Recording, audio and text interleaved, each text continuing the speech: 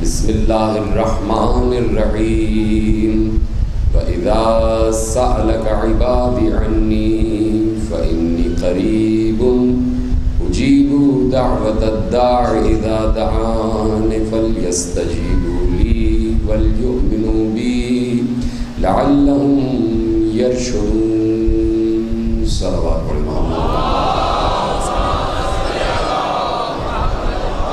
اللہ کا یہ معیار نہیں ہے اور اللہ کا یہ اسٹیٹس نہیں ہے کہ وہ ہر کسی بندے سے بات کرتا پھرے، اس لیے اس نے مصطفیٰ و مرتضیٰ و مجتبیٰ کچھ ایسی ہستیاں قرار دے دی کہ جنہیں اس نے مصطفیٰ بندوں کے لیے نہیں بلکہ اپنے لیے چنا۔ سلامت رہیں۔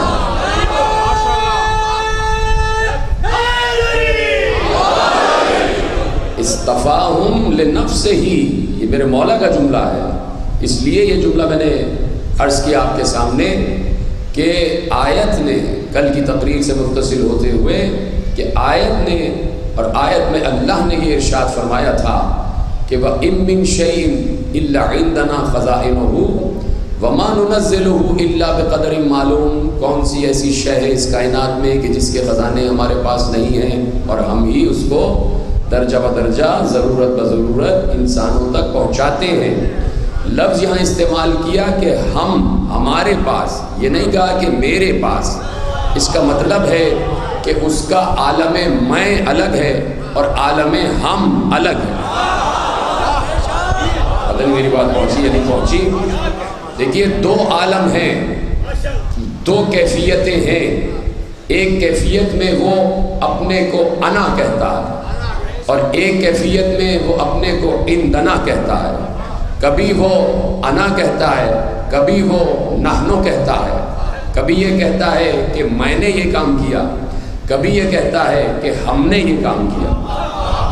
تو جہاں پر قرآن میں اگر دو الفاظ استعمال ہو رہے ہیں تو اللہ کبھی بھی ایک معنی کے لیے دو لفظ استعمال نہیں کرتا۔ یہ مزاج ہے قرآن کا کہ وہ لفظ ضائع نہیں کرتا۔ اگر ایک لفظ ایک معنی کے لیے پورا ہو رہا ہے تو پھر دو لفظ کیوں اختیار کر رہا ہے؟ مثلا اکثر میں ایک جملہ کہتا ہوں کہ پروردگار عالم کے صفات ہیں بہت سارے، اس میں سے دو صفتیں ایسی ہیں کہ جس کے بظاہر ایک معنی ہے۔ پڑھے لکھے بزرگ فوراً پہنچ جائیں گے، بچوں کے لیے عرض کر رہا ہوں کہ دو صفتیں ایسی ہیں کہ جس کے بظاہر ایک ہی معنی ہے، اور وہ دو صفتیں ہیں خالق اور باری۔ خالق کے معنی بھی خلق کرنے والا ہے اور باری کے معنی بھی خلق کرنے والا۔ یہ کیسے ہو سکتا ہے کہ معنی ایک ہوں اور لفظ دو استعمال ہو جائیں؟ جب انسان اپنی عقل استعمال کر کے قرآن کو سمجھنے کی کوشش کرتا ہے تو اسے ایک لفظ کے دو معنی یا دو لفظ کے ایک ہی معنی دکھائی دیتے ہیں، لیکن جب ہم اس قلب سے رجوع کریں جس قلب کو قلب مصطفیٰ و مرتضیٰ و مجتبیٰ کہتے ہیں، کہ جس قلب کو اللہ نے منتخب کر لیا تھا اپنے کلام کے نزول کے لیے، تو جب مصطفیٰ و مرتضیٰ سے پوچھا گیا کہ خالق اور باری دونوں کے مطلب ہے خلق کرنے والا، تو کیا مولا دونوں میں کوئی فرق بھی ہے؟ تو مولا نے کہا بہت فرق ہے، زمین آسمان کا فرق ہے۔ خالق وہ خلق کرنے والا جو شے سے شے کو خلق کرے، اور باری وہ خلق کرنے والا جو لا شے سے شے کو خلق کرے۔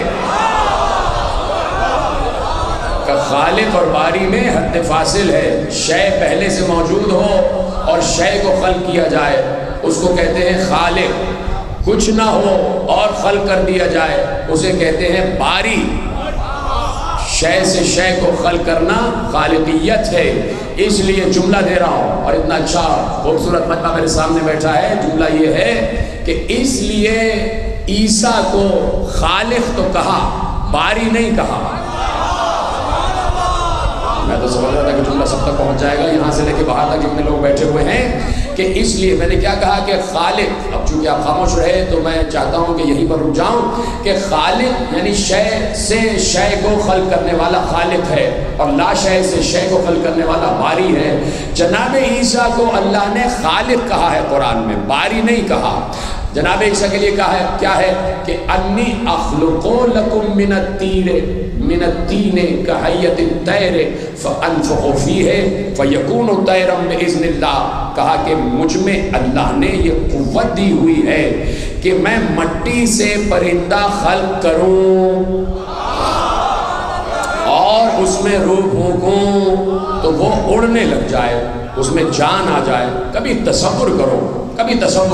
اب بات آ گئی تو رکتا ہوں یہاں پر اور آپ کو بھی روکنا چاہتا ہوں. ذرا لطف لینا اس منظر کا جو قرآن نے منظر بیان کیا ہے. ہم آیت پڑھتے ہیں اور آگے نکل جاتے ہیں. ذرا دیکھو بھی تو کہ قرآن اس آیت کے ذریعے کس کی خلاقیت کی طرف اشارہ کر رہا ہے, کس خلق کی طرف اشارہ کر رہا ہے, کس تخلیق کی طرف اشارہ کر رہا ہے. اللہ کس خالق کو متعارف کرانا چاہ رہا ہے اس آیت کے ذریعے جس میں عیسیٰ کو خالق کہا ہے. کیا کہا؟ انی اخلق لکم من الطین کہیۃ الطیر. میرے پاس اللہ نے صفت خلاقیت عطا کی ہے کہ میں مٹی سے پرندہ بناؤں, اس میں روح پھونکوں اور وہ اڑتا ہوا دکھائی دے. اب تصور کرو کہ جناب عیسیٰ ان کے پاس یہ فن ہے کہ جناب عیسیٰ نے مٹی اکٹھا کی, کہیں کی مٹی اکٹھا کی. تصور میں لانا اور مجھے بتاتے جانا کہ تم تک یہ جملے پہنچ رہے ہیں. مجھے آپ بتاتے رہیں گے تو بات آگے بڑھتی جائے گی. کم از کم گردن ہلاتے رہیے گا کہ بات سمجھ میں آ رہی ہے. میں ایک منظر نامہ قائم کر رہا ہوں, ایک سین کریٹ کر رہا ہوں. تو کیا ہے کہ جناب عیسیٰ کے پاس یہ فن تھا, جناب عیسیٰ کے پاس یہ صفت تھی کہ اللہ نے کہا تم مٹی سے پرندہ خلق کرو, مٹی سے پرندہ خلق کرو. مثلا جس نے یہ میز بنائی ہے, یہ جو میز بنانے والا کارپینٹر ہے, یہ نہیں کہا جائے گا کہ اس نے میز کو خلق کیا. تصور کریں نا, یہ کہے گا کہ اس نے میز بنائی ہے.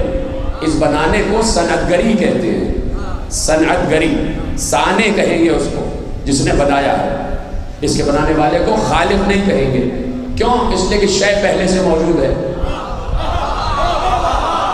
کبھی بھی دنیاوی چیزوں کو بنانے والے کو خالق نہیں کہا جاتا. جس نے مائک بنایا ہے اس کو موجد تو کہہ سکتے ہیں, خالق نہیں کہہ سکتے. موجد الگ ہوتا ہے, خالق الگ ہوتا ہے, انوینٹر الگ ہوتا ہے, کریٹر الگ ہوتا ہے. اب تصور کرو کہ جناب عیسیٰ کے پاس صفت ہے, انہوں نے مٹی جمع کی. اب دیکھتے جانا, اور اگر تمہارا کہیں خیال پہنچ جائے تو فوراً پہنچانا, رکنا نہیں. کسی طرف تمہارا دھیان پہنچ جائے تو فوراً لے کے جانا اپنے دھیان کو کہ جناب عیسیٰ نے مٹی جمع کی. مٹی جمع ہو گئی, اس میں جناب عیسیٰ نے پانی لینا, اس کو گوندھا, اس کو کیچڑ بنا لیا. اب اس کیچڑ سے بہترین خوبصورت شکل کا پرندہ تراشا. تم نے کوزا کر دیکھے ہوں گے نا مٹی کے برتن بنانے والے, کتنے خوبصورت مٹی کے برتن بناتے ہیں. اس کے ساتھ ساتھ کبھی ہاتھی کی شکل کا کوئی بنا دیا, کبھی پرندے کی شکل کا بنا دیا, کبھی کسی شکل کا. ہر چیز بنانا جانتے ہیں, برتن بھی بنا دیتے ہیں اور خوبصورت شو پیس بھی بنا دیتے ہیں. اب اگر جو یہ کام نہ جانتا ہو اس سے کہا جائے کہ کوئی خوبصورت چیز مٹی سے بنا دو, کا پرندہ بنا دو, تو جو نہیں جانتا وہ الٹی سیدھی چیزیں کر کے مٹی کو جوڑ دے گا اور کہے گا یہ لو میں نے اپنی بساط کے مطابق پرندہ بنا دیا. جسے پرندہ بھی دیکھ کے کہے گا کہ خدا لعنت کرے ایسے پرندے کو جو تم نے بنایا. تو اس کے لیے ضروری ہے کہ پہلے یہ تصور کیا جائے کہ جناب عیسیٰ بہت بہترین فنکار بھی تھے, ہنرکار بھی تھے کہ انہیں مٹی سے خوبصورت پرندہ بنانا آتا تھا. مٹی گوندھی, اس سے پرندہ بنایا, خوبصورت پرندہ بنایا, اس کا شکم بھی بنا دیا, اس کی پیچھے سے دم بھی بنا دی, 2 پاؤں بھی بنا دیے اور دونوں طرف پہلوؤں میں پر بنائے, اس پہ نشان لگا دیے, چہرہ بنایا, اس کے اوپر چونچ بنا دی. اور جب اس کو بنا دیا وہ ابھی گیلا ہے, تھوڑی دیر گیلا رہا. جناب عیسیٰ نے انتظار کیا کہ یہ کھنکتی ہوئی مٹی میں تبدیل ہو جائے. جب وہ سوکھ گیا تو جناب عیسیٰ کو جو اللہ نے لفظ سکھائے تھے کہ یہ لفظ جب کسی مٹی کے پتلے پر پڑھے جاتے ہیں تو وہ حرکت کرنا شروع ہو جاتا ہے. جناب عیسیٰ نے اللہ سے کچھ اسم سیکھے تھے کہ اے عیسیٰ یہ نام لے کر جب مٹی سے بنے ہوئے پتلے پر, پرندے پر پھونکو گے اس میں جان آ جائے گی اور وہ اڑنے لگ جائے گا. جناب عیسیٰ نے سیکھا تھا, مٹی سے پرندہ بنانے کا فن آتا تھا. اس کے بعد اللہ سے جو سیکھا تھا, تھوڑی دیر دیکھا کہ یہ پرندہ جو ہے میں نے بنا لیا ہے, یہ ابھی گیلا ہے. گیلا ہونے کے بعد سوکھنے کا انتظار کیا, سوکھ گیا. جناب عیسیٰ نے جو سیکھا تھا وہ زبان پہ لائے، اور زبان پہ لانے کے بعد اس پہ پڑھ کے پھونک دیا۔ جیسے ہی اس پہ پڑھ کے پھونکا وہ ایک دم حرکت کرنے لگا، اس کے پر پھوٹنے لگے، کلیاں پھوٹنے لگی۔ اس نے اپنے پروں کو پھیلایا، تھوڑی انگڑائی لی، اس کے بعد حرکت ہوئی، اور اس کے بعد اس نے اڑنا شروع کر دیا۔ اب ذرا یہ تصور کرو کہ جب وہ اڑ رہا ہے تو اپنی تمام تر توانائیوں کے ساتھ اڑ رہا ہے۔ جب اڑ رہا ہے تو سانس لے گا نا، تبھی تو اڑے گا۔ جب سانس لے گا تو اس کو پھیپھڑوں کی بھی ضرورت ہے، اس کے ساتھ ساتھ اسے دل کی بھی ضرورت ہے، اس کو شکم کی بھی ضرورت ہے، اس کو پوٹے کی بھی ضرورت ہے۔ یہ سب چیزیں تو حضرت عیسیٰ نے بنائی ہی نہیں تھی۔ اس کا مطلب ہے جو اسم پڑھا گیا اس اسم کے ذریعے سے دل بھی بنا، جگر بھی بنا، خون کی انگاریاں بھی بنی۔